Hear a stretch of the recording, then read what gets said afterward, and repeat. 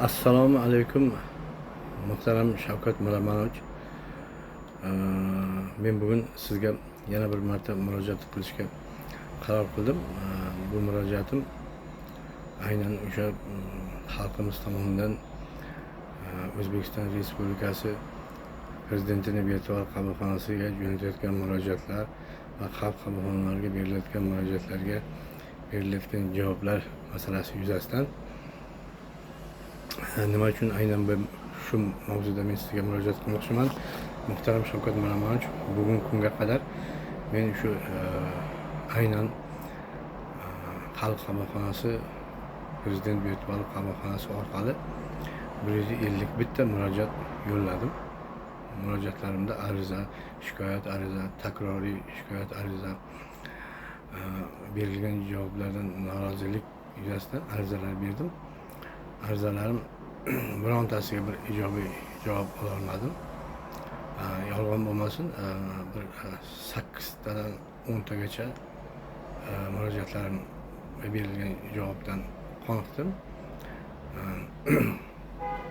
Men asosan nima demoqchimanki, bu 2021-yilgacha murojaatlarni ko'rib chiqish mutlaqo tizimi boshqacha edi. U vaqtda o'sha murojaatchi albatta chaqirtirilib, uni arizasi ko'rsatilgan murojaati ko'rib chiqilardi. Bu ijobiy hal qilingandan keyin o'sha suhbat bayoni tuzilardi. Suhbat bayoniga arizachi ham imzo qo'yardi. Undan tashqari tushuntirish xati yozib berardi. O'sha haqiqatdan arizasi ijobiy hal qilinganligi va o'zining minnatdorchiligini bildirib, e'tirozlari yo'qligini bildirib tushuntirish xati yozib berilardi. Bu holat videoga olinardi yoki bo'lmasam rasmga tushirib, o'sha tushuntirish xati hammasi ilova qilib jo'natilgandan keyin bu yuqorida ko'rib chiqilib murojaat yopilardi. Agar uni tushuntirish xati bo'lmasa, boyagi videosi bo'lmasa, arizachi bilan suhbatlashayotgan yoki rasmi bo'lmasa, suhbat bayonida arizachining imzosi bo'lmasa, murojaat yopilmas edi.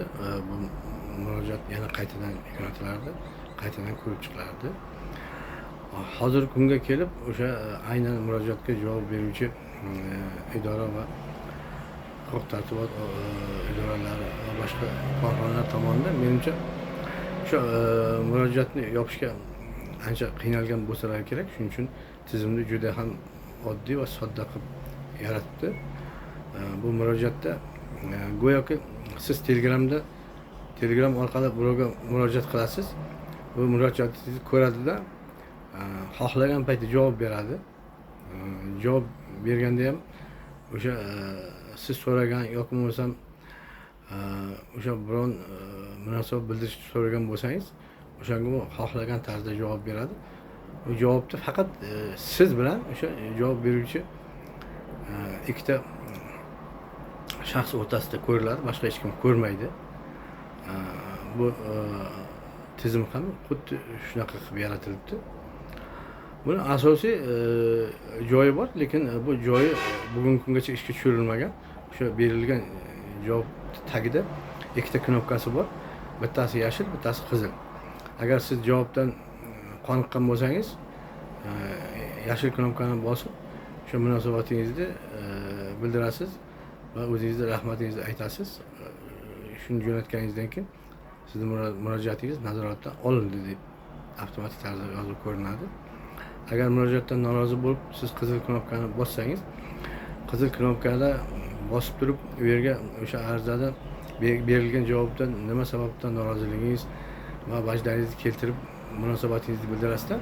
Qizil knopkani bosib murojaatingizni jo'natsangiz, ushbu noroziligingiz nazoratchi tomonidan o'rganib chiqiladi va kerakli chora ko'riladi degan javob chiqadi avtomatik tarzda. Menimcha bu faqat shu tizimda bor, lekin bu hech kim javob ham bermaydi, hech kim ko'rmaydi ham.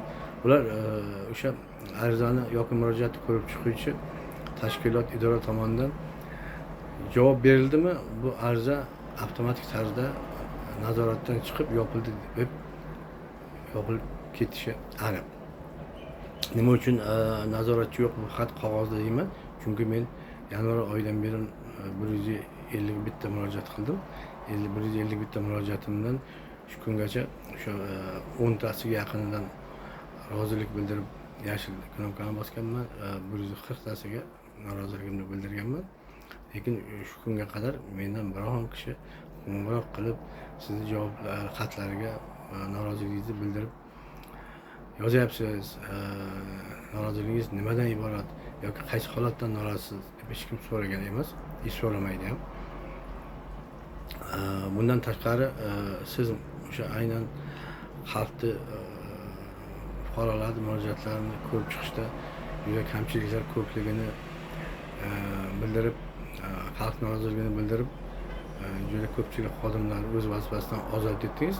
Bundan tashqari 1-aprel kuni 51-sonli farmonni qabul qildingiz. Farmonda aynan shunday bobi ham mavjudki, agarda o'sha murojaatchi yoki arzachining berilgan javobidan norozi bo'lsa, avtomatik tarzda bu undan yuqori turuvchi idoraga o'tadi deb ko'rsatilgan.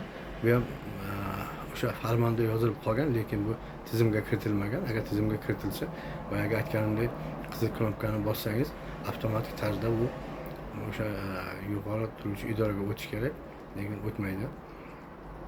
Bunisi ham mayli. Undan tashqari o'sha siz aynan misol biron korxonadan yoki biron idoradan norozi bo'lib murojaat qilayotgan bo'lsangiz, o'sha murojaatingizni demak undan yuqori turuvchi idora ko'rish kerak. Idora ko'rmaydida, aynan shu siz norozi bo'lgan idoraga kelib tushadi.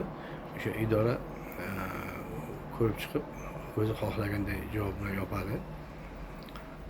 Agarda mayli o'sha idoraning bironta xodimidan norozi bo'lsangiz, undan yuqori turuvchi lavozimdagi boshqa bir xodim ko'rib chiqsa, buni to'g'ri tushunsangiz bo'ladi. Lekin siz aynan o'sha bo'lim boshlig'i yoki bo'lmasa aynan o'sha boshliq o'rinbosari yoki bo'lmasa o'sha korxonaning boshlig'idan norozi bo'lsangiz, bu murojaatlarni o'zi aynan shu korxonaga kelib tushishini o'zi noto'g'ri deb hisoblayman. Lekin bu murojaatlar kelib tushaveradi. Yana bir narsani shuni tushundimki, bu murojaatlarni qayta kelib tushishlar.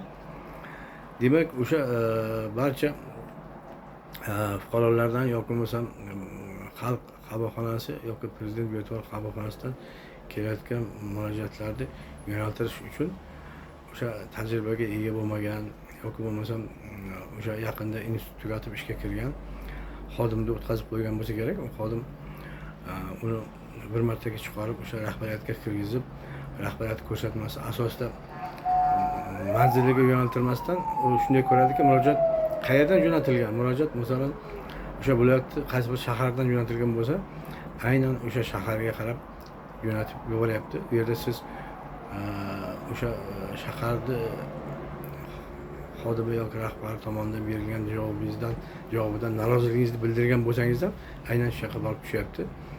Shuning uchun bu tizim aynan shu holatlar noto'g'ri. Mayli tizimni ayblamaylikda, lekin o'sha siz 2-marta, 3-marta murojaat jo'natganingizda o'sha tizimda ushbu murojaatni qabul qilayotgan tashkilot uni qayerga yo'naltirish uchun albatta bu ariza bilan tanishib chiqish kerak. O'zi qonunda ham belgilab qo'yilgan. Agarda siz masalan bir korxonani javobidan norozi bo'lsangiz, demak undan yuqori turuvchi korxona ko'rib chiqish kerak. Bundan tashqari o'sha aynan sizning murojaatingizga javob berayotgan xodim ham ushbu javobdan norozi bo'lsangiz, yuqori turuvchi idoraga murojaat qilishingiz mumkin deb yozib qo'yadi. Lekin bular hammasi qog'ozda, birontasi hech qanaqangi amalda bajarilmayapti. Men 3 ta holat bo'yicha umuman o'sha prezident virtual qabulxonasi orqali ichki ishlar, davlat xavfsizlik xizmati, bosh prokuraturaga murojaat kiritganman. Men bir narsadan xursandmanki, aynan o'sha davlat xavfsizlik xizmati ularga murojaatim kelib tushgan kuni, o'sha kuni iloji bo'lsa, agar imkoniyat ma'lum bir sabablarga asosan bo'lmay qolsa, ertangi kun chaqirtirayotgan vaqtida telefonda qisqacha so'rab, yana qo'shimcha dalillaringiz bormi, nimalaringiz bormi deb so'rab bo'lsa, olib keling deydi. Olib borasiz, siz bilan o'tirib arizangizni ko'rib chiqadi, suhbatlashadi. Uni mazmunan ko'rib chiqib, o'zlarining xulosasini aytadi. O'sha qonunda belgilangan tartibda ushbu arizangiz prokuraturada ko'rib chiqilishi kerak. Shuning uchun biz murojaatni prokuraturaga jo'natamiz deb o'sha arizangizni ham, dalilli hujjatlaringizni ham, dalillaringizni ham prokuraturaga jo'natishadi. Lekin prokuratura o'sha oldingi murojaatlarga javob berganda hukumat ham ichki ishlar o'sha bitta eski eng dastlab bergan javob bilan yopib yuboradi. Nima sababdan men muhtaram Shavkat Miromonovich hayron qolaman. Davlat xavfsizlik xizmati bilan ichki ishlar prokuraturasining bir-biridan qanday farqi bor? O'sha Jinoyat protsessual kodeksida belgilab qo'yilgan, masalan, qaysi holatlarda qaysi idora ko'rib chiqishini. Agar haqiqatdan ham o'sha davlat xavfsizlik xizmatiga tegishli bo'lsa, albatta ular o'zlari ko'radi. Nima sababdan prokuratura bilan ichki ishlar bir marta ham murojaatchini chaqirmasdan, uni holat yuzasidan tushuntirish olmasdan, go'yoki sizga telefon qilgan, siz ko'tarmagansiz, shu bilan o'sha berayotgan javobiga suhbat bayonni ham ilova qilib arizadan yopib tashlaydi. Suhbat bayoni o'zi nimadan iborat? Suhbat bayoni qachonki o'sha murojaatchini, arizachini chaqirib, u bilan suhbatlashganda, o'shanda demak suhbat bayoni tuziladi. Bu suhbat bayoniga albatta arizachi yoki bo'lmasa murojaatchi ham imzo qo'yadi. Bularda nima farqi bor? Nima? Bular qonunda yoki bo'lmasam siz tomonidan qabul qilayotgan qaror va farmonlarda ular tan olmaydimi? Ushbu holat yuzasidan siz 2-3 marta norozilik bildirib, xalqni norozi bo'layotganligida uchun yig'ilishlarda juda qattiq nazoratga olinishini bildirdingiz. Lekin shunda ham bu aytdimki, boyagi aynan tizimda xuddi Telegramda 2 kishi bir-biriga yozishayotgan tartibda kiritilgan. Uni hech kim ko'ra olmaydi. Ular bergan javobini ham, sizni norozilik bildirganingizni ham hech kim ko'ra olmaydi. Faqatgina bitta narsa ko'rilishi mumkin, u o'sha murojaat muddati bor. O'sha muddatdan 1 kun, 2 kun o'tkazib olsa, o'sha ko'rilishi mumkin. Shuning uchun men sizga murojaat qilishimdan maqsadim, men birinchi navbatda o'sha O'zbekiston fuqarolar xalq nomidan, o'zim nomimdan o'sha berilayotgan murojaatlarga tegishli tartibda javob berilmayotganligi, norozilik munosabati bildirilsa, unga chora ko'rilmagani yuzasidan bir ishchi guruhi tayinlab, o'sha holatlarni tekshirib, aynan shu murojaatlardan norozi bo'lib, yana qayta murojaat yozgan fuqarolar murojaatlari yuqori turuvchi idoralarga ko'rinmasdan, aynan o'sha dastlab javob bergan idoraga kelib tushgan holatlar yuzasidan bir ularni qonunan ko'rib chiqilmasdan ko'rko'rona javoblar bilan yopib yuborayotgani yuzasidan ularga nisbatan qonuniy chora ko'rishingizni so'rayman.